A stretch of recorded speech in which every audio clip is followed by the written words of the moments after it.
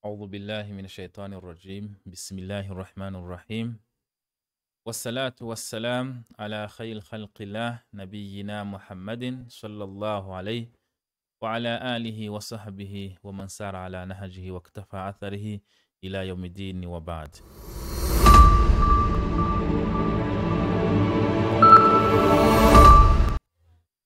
نامو بغرغو بمعنى شوتي محمد صلى الله عليه وسلم nongeye kubasuhuza mu ndamutso y'abemera Imana. Amahoro, impuhwe n'umugisha by'Imana bibane namwe. Njye muri kumwe n'umuvandimwe wanyu Shehe Musa Habarurema.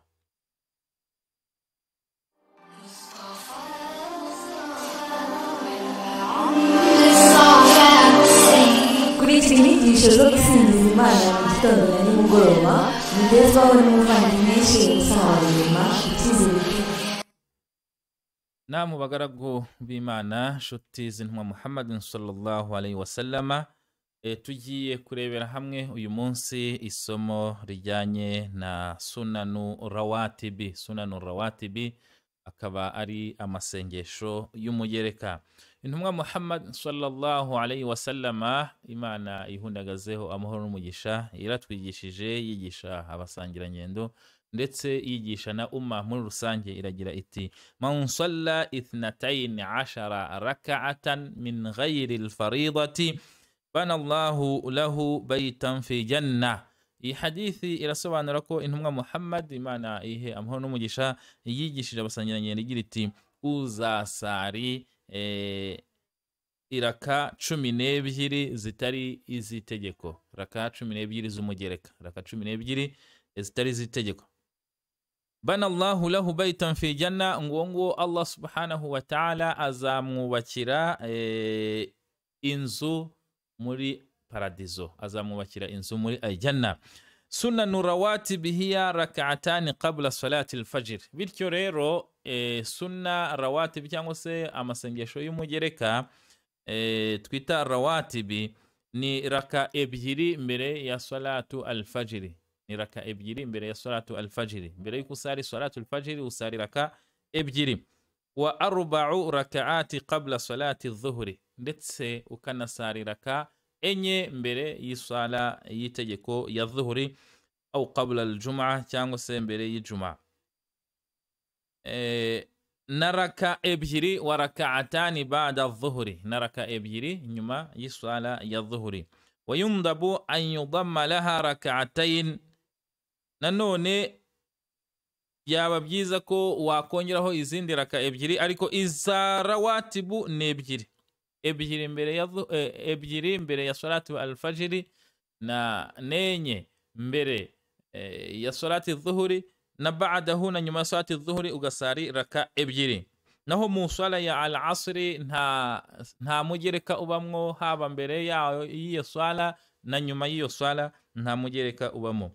Nanone tugasangamo raka ebyiri ba'da al-maghribi, nyuma y'isala ya maghribi hakabamo raka zingahe? Ebyiri nazo z'umugereka wa al-isha, na nyuma y'isala ya al-isha hakabaho raka ebyiri.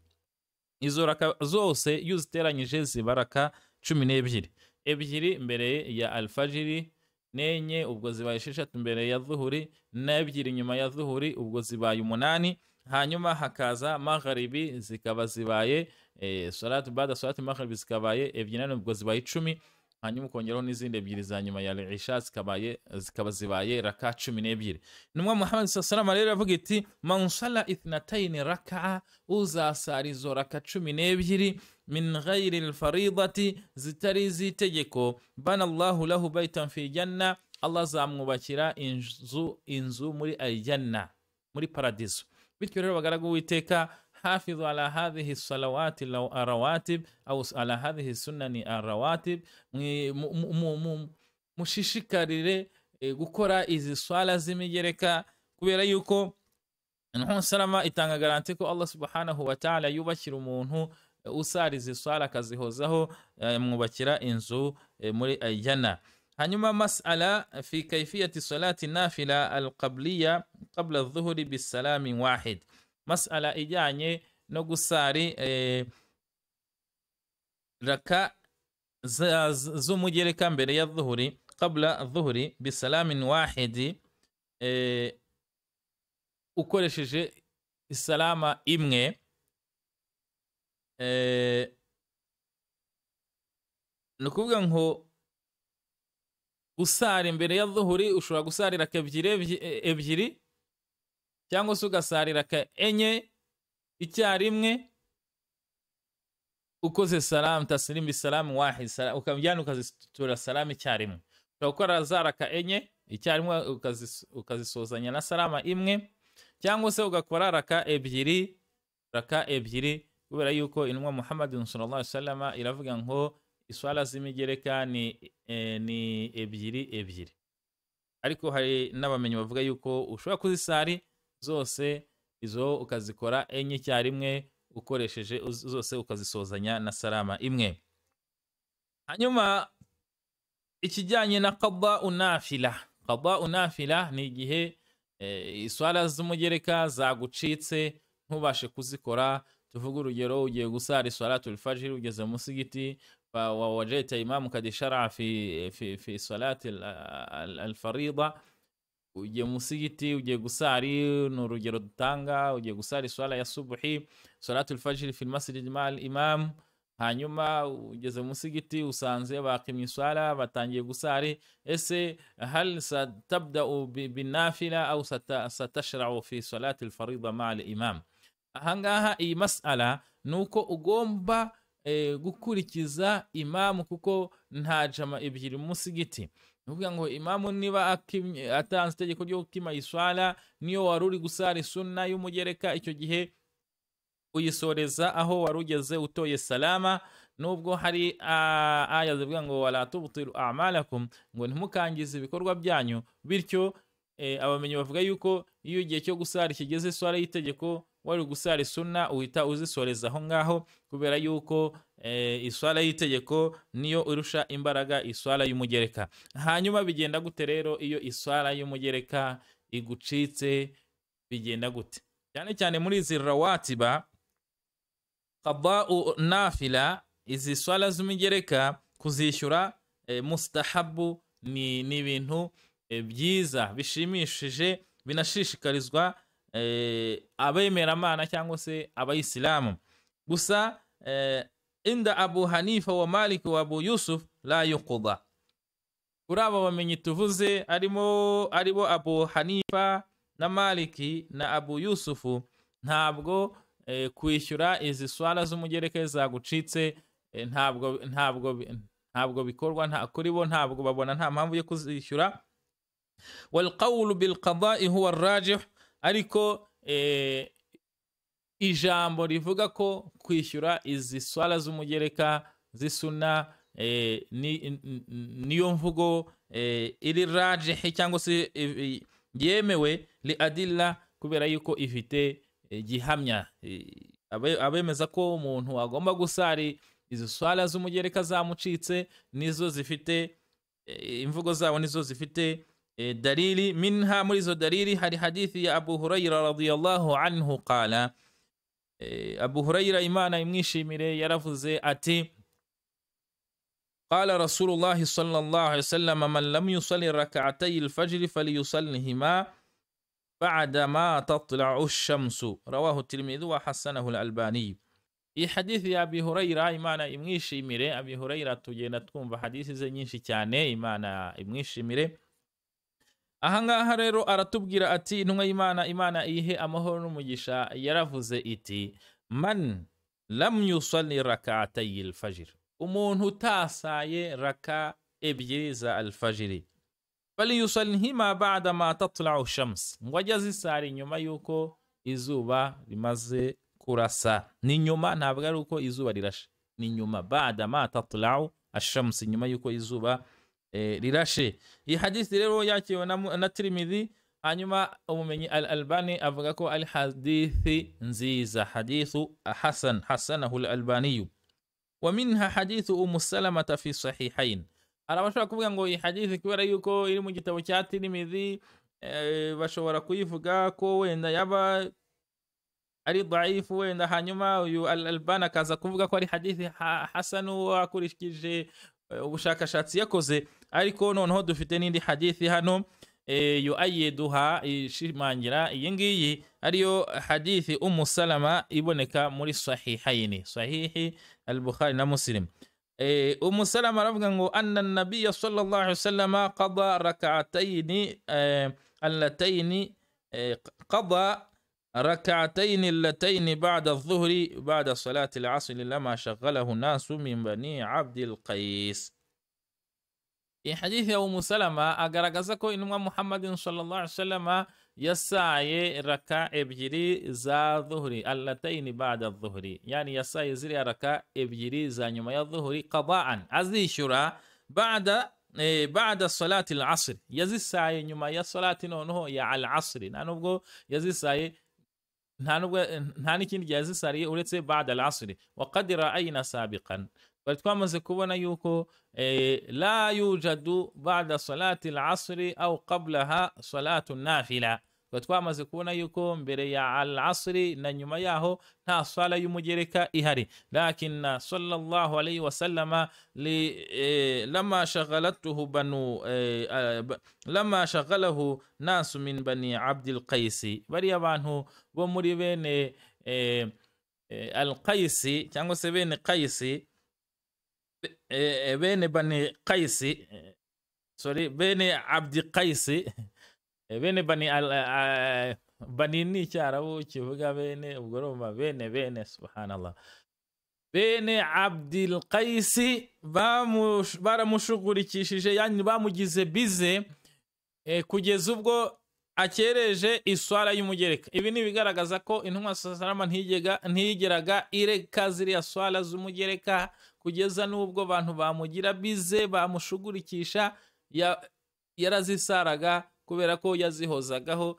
Intumwa Muhammad salama yo ibyo yavugaga yarabikoraga, ntabwo ari wa muntu washishikarizaga ibintu abandi hanyuma we ntabikore. Oya, intumwa salama kana mithalan namuzajan, yari intangarugero mu nyigisho ze. Ibyo yigishije abantu byose ubona nuko yabikoraga, yabaga atanga urugero kubemera Imana. Bityo rero bani Abdul Qais lama shaghalahu, bamaze kumugira bize bakamushugurikisha iswala ya dhuhri y'umugereka, yani ziriya raka ebyiri zikorwa nyuma ya dhuhri z'umugereka, muri za raka 12 twabonye intumwa salama izo swala za ba'da dhuhri raka ebyiri yazisaye ryari ba'da al-asr, nkuko tubisanga muri hadithi ya Salamata radiyallahu anha allati fi sahihayn, hi hadithi kabairi alladhi fi sahihayn li muri sahihi Bukhari na sahihi Muslim, ashimangira ko intumwa Muhammad salama yishe qada rak'atayn allatayn ba'da adh-dhuhri ba'da salati al-asr, iziraka ebyiri za ba'da adh-dhuhri z'umugereka yazikoze nyuma ya al-asr. Ubwo bene Abdul Qais bamugiraga bamushugurikishaga bakamugira bize. Indi dalili dufite minha hadithu Aisha radiyallahu anha, ni hadithi y'umusangirangendo umufasha w'intumwa Muhammadin sallallahu alayhi wa sallam Aisha radiyallahu anha, akaba umukobwa wa Abi Bakar, Imana imwishimire, ndetse we n'umubyeyi we. Anna an-nabiy sallallahu alayhi wa sallam, avuga ko intumwa y'Imana, Imana ihe amahoro n'umugisha, kana idha lam yusalli arba'an qabla adh-dhuhri salahunna ba'daha. Aisha aravuga ko intumwa Muhammad sallama iyo yabaga itasaye raka enye za mbere ya dhuhri, kana idha lam yusalli arba'an qabla adh-dhuhri, iyo yabaga itasaye ziriya raka enye za mbere y'iswala ya dhuhri, salahunna ba'daha, yazisaraga nyuma y'iswala ya dhuhri. Iyi ni hadithi nayo ya Aisha radiyallahu anhu, rawahu Tirmidhi wa hasanahu. Tirmidhi niwe wakiriye hadithi, iri mu gitabo cye, wa hasanahu, ndetse avuga yuko ari hadithi hasan cyangwa se hadithi nziza. Wa hadithi Abi Sa'id al-Khudri, nanone ni hadithi tugiye kureba ni hadithi y'umusangirangendo Abi Sa'id al-Khudri radiyallahu anhu qala, Imana imwishimire, yaravuze ati qala Rasulullah sallallahu alayhi wasallam, intumwa y'Imana, Imana ihe amahoro n'umugisha, yaravuze iti man nama ala al-witri أو نسيه فليصلي إذا ذكره وإذا استيقظ. رواه أبو داود والترمذي. في حديث مسانجرانجين أبي سعيد الخدري papa wa Saidi al-Khudri Imana imwishimire we n'umubyeyi we yaravuze ngo intumwa Muhammad sallallahu alaihi wasallam imwishimire yaravuze ngo uzaryama adakoze witri imanama ala al-witr uzaryama adakoze iswala ya witri au nasiyahu cyangwa se akayibagirwa fali yusalli idha dhakara azaje ayikora igihe yibutse ko atayikoze aje ayikora igihe yibukiye wa idha stayqadha niyo agiye kuryama umwemeramana agomba gusari iswala agomba gukora iswala ya witri ariyo iswala ya witri bigizwe na raka ebyiri nimwe y'igiharwe iyo niyo witri isoza iswala z'umwemeramana bityo bagaragu witeka twari turimo tureba adilla gihamya kigaragaza yuko iyo umuntu yibagiwe cyangwa se agacikwa n'izi swala z'umugereka akazikora igihe abyibukiye cyangwa se igihe aboneye umwanya igihe yarari bize nk'uko intumwa Muhammad sallallahu alaihi wasallam twabibonye yuko bene Abdul Qais bamugize bize akaza gusara izira raka ebyiri za dhuhri bada al-asri. Ubwo rero izo ni adilla ni gihamya kigaragaza yuko qada'un nawafila mustahab, ni bigaragaza ko kwishyura zira swala z'umugereka ari byiza bishishikarizwa ni sharia. Hanyuma rero ntago twasoza iri somo tutarebye fawaidu muhafadhatu ala nawafil, ifaida cyangwa se inyungu dukura mu guhozaho izi swala z'imigereka. Inyungu ya mbere, innal muhafadhati ala nawafil sababu lilfawzi bimahabbati llahi ta'ala wa ridahu. Icyambere nuko dukuramo gutsindira kwishimirwa na Allah subhanahu wa ta'ala ndetse no gukundwa na Allah subhanahu wa ta'ala. Iyi ni faida ikomeye cyane. Allah subhanahu wa ta'ala yagukunze hari byinshi cyane wunguka. Wa mahabbatullahi ta'ala li'ibadihi wa ridahu la yanaluha illa sadiqul iman.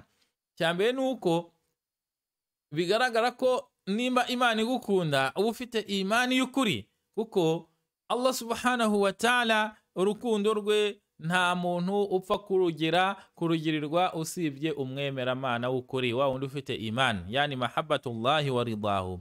Imana kugukunda no kukwishimira la yanaluha illa, nta muntu ugira ya mahirwe yo gukundwa n'Imana ikanamwishimira illa usibye sadiqul iman, wa muntu umwizera by'ukuri utarindyarya mu kwemera kwe, ukora amasengesho ye kubera Allah subhanahu wa ta'ala. Bityo bagaragu witeka, bityo uhozaho iswala akora izi swala z'umugereka, Allah subhanahu wa ta'ala aramukunda, yani atsindira kwishimirwa na Allah subhanahu wa ta'ala.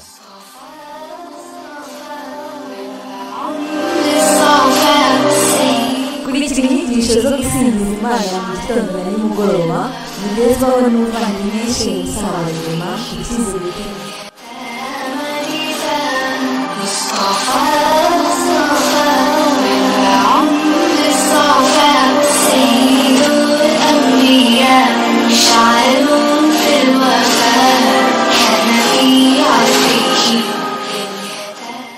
Igitondo na nimugoroba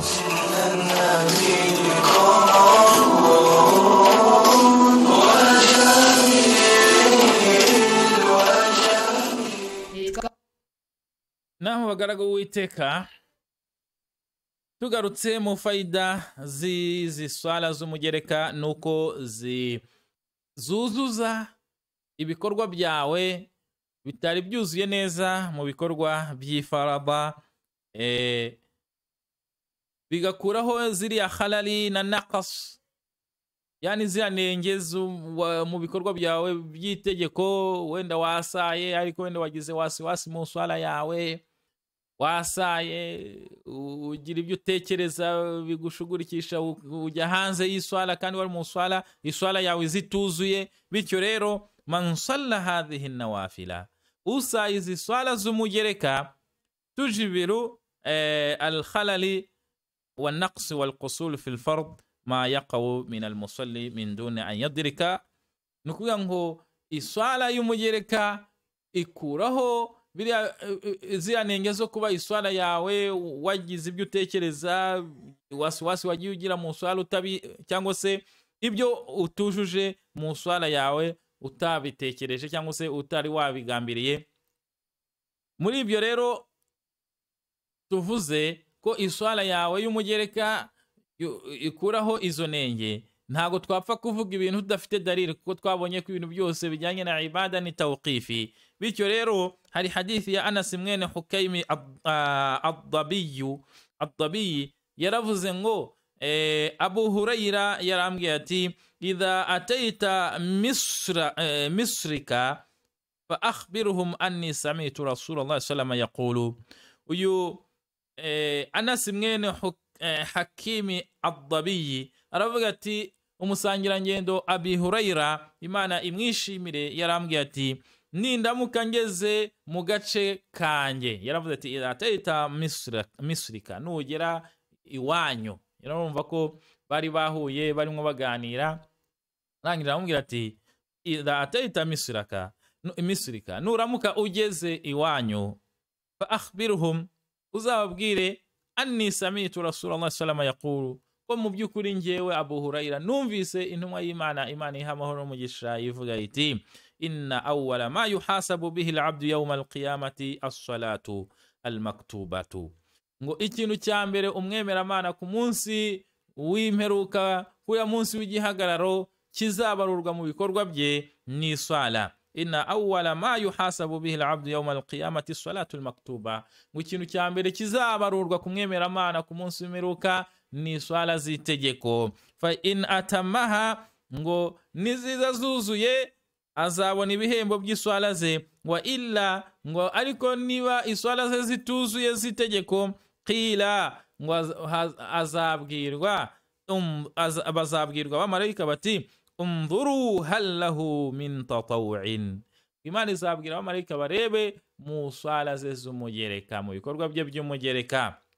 Umdhuru hal lahu min tatawu'i, bazabwira abamarayika ati murebe niba uyu muntu yaba afite ibikorwa by'umugereka. Fa in kana lahu tatawu'un, ngo naba afite ibikorwa by'umugereka, ukmilatil faridatu min tatawu'ihi, ngo ibikorwa bye by'itegeko bizuzuzwa n'ibyo bikorwa bye by'umugereka. Thumma yuf'alu bisairil a'mal al-mafrudati, hanyuma n'ibindi bikorwa byose yagiye akora by'itegeko, ibindi bikorwa byose yagiye akora by'itegeko bizagenda nabyo byuzuzwa n'ibyo bikorwa bye by'umugereka. Thumma yuf'alu bisairil a'mal al-mafrudati mithlu dhalika, ibikorwa bye byose yagiye akora by'itegeko bizajya bigenda byuzuzwa n'ibikorwa bye by'umugereka. Iyi ni hadithi ya Abi Hurayra yabwiye Anas mwene Hukaimi ad-Dabiyi. Bityo rero bagaragu witeka mu byizi swala z'umugereka n'ibikorwa by'umugereka nuko byuzuza ibikorwa by'itegeko umwemeramana akora, ariko bikaza kugiramo inenge. Niyo mpamvu likulli faradin, buri gikorwa cyose cy'itegeko, lahu tatawu'uhu, kiba gifite umugereka wacyo. Fasalatu al-mafruda al-maktuba, iswala z'itegeko zifite hadhihi nawafil. Amma sunanu, ama siyamu afwan, naho igisibo nacyo falahu nawafil, igisibo nacyo kigira ibisibo by'umugereka. Tuzi yuko igisibo cy'itegeko ni igisibo cya Ramadan, falahu nawafil, gifite rero umugereka wacyo. Wa yasunanu sitatu min Shawwal, arizo ziriya sunna z'itegeko za Shawwal, iriya minsi 3 dusiba, hakabamo iriya minsi 3 ya salasatu ayami al-bayd fi kulli shahr, hakabamo iminsi 3 ya bayd buri kwezi, hakabamo asiyamu yawm al-ithnain yawm al-khamis, gusiba kuwa mbere ndetse no kuwa kane, hakabamwo n'ibindi bisibo tugenda dukora, yawm Ashura, naho turasiba twibuka ubwo Allah subhanahu wa ta'ala yorokoraga bene Isirayeli mu maboko ya Farawo. Ibyo byose ni ibikorwa by'iki by'umugereka bigenda byuzuza igisibo. Wa zakatu lahu la tatawwu, ni zaka nayo igira umugereka wayo, ari wo sadaka, ari wo gutanga amaturo ufasha abakene abatishoboye nyuma yuko wakoze iki igikorwa cyo gutanga zaka. Igitangaje nuko kuri iki gikorwa cya zaka cy'itegeko abenshi mu bantu batacyubahiriza, ahubwo ugasanga bubahiriza tatawwu. Bityo rero twabonye yuko iyo igihe cy'itegeko kigeze hubahirizwa itegeko, noneho tatawwu ukayikora nyuma, umugereka ukawukora nyuma. Bityo igihe cya zaka niba kigeze, ufite umutungo wo gutangamo zaka, tanga zaka, hanyuma gufasha abakene n'abatishoboye bize byunganira bya tegeko ryo gutanga zaka. Nanone rero ibikorwa bigenda bigira imigereka yabyo. Igisibo twakibonye ko gifite umugereka, zaka tubaze kubona ko ifite umugereka wayo ari wo sadaka, ndetse na hija nayo ikorwa rimwe mu buzima bw'umuntu, ariko dusanga yuko nayo ifite umugereka wayo ari wo umura. Gukora umura cyane cyane muri Ramadani, mu gisibo cy'ukwezi kwa Ramadani wakora umura. Intumwa Muhammadin sallallahu alaihi wasallam iravuga iti ukoze umura muri Ramadani ni nkaho abakoranye hija nanjye, nkakoranye hija n'umwa Muhammad sallallahu alaihi wasallam. Ibi byose ni ibikorwa by'umugereka. Umura ni igikorwa cy'umugereka cya hija. Bityo rero ibikorwa byose twategetswe bigiye bifite umugereka wabyo. Aha niho dusoreje ubutumwa. Mwari kumwe n'umuvandimwe wanyu Sheikh Musa Habarurema, tukazakomeza ubutaha. Ila liqa wa assalamu alaykum wa rahmatullahi wa barakatuh.